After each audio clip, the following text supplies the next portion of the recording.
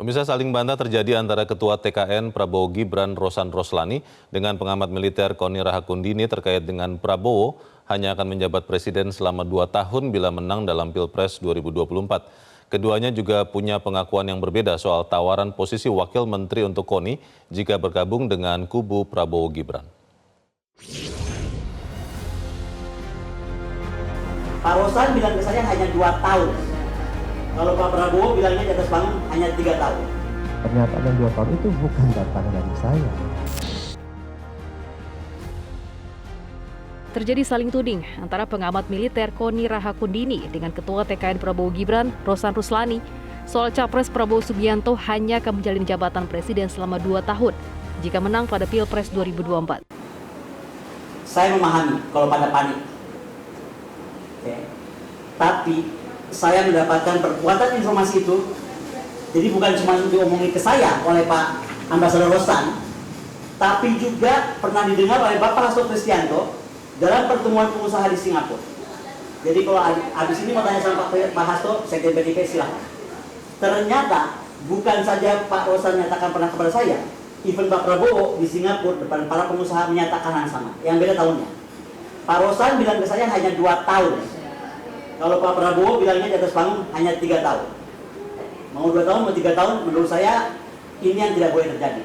Namun pernyataan Koni ini langsung dibantah Rosan. Pernyataan yang 2 tahun itu bukan datang dari saya. Gitu. Beliau menyatakan, ini gimana kok sudah 2 tahun? Atau mungkin lebih cepat kalau ini pernyataan beliau ya. Kalau tiba-tiba Pak Prabowo, kalau saya ini orang intelijen, saya bilang, bisa aja Pak Prabowo diracun, dia bilang itu. Bisa lebih cepat. Itu gimana? Saya bilang, Bu, udah, itu tidak pantas.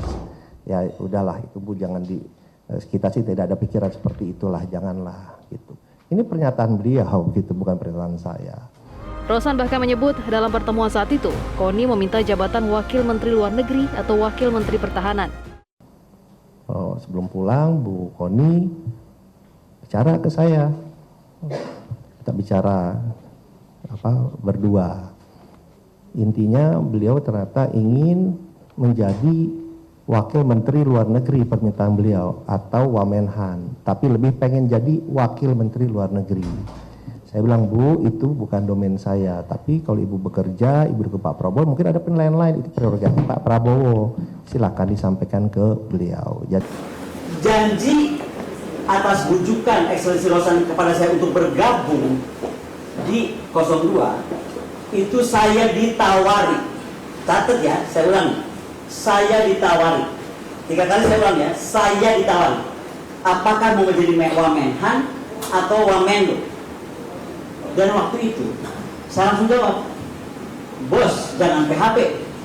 Tim Liputan Metro TV.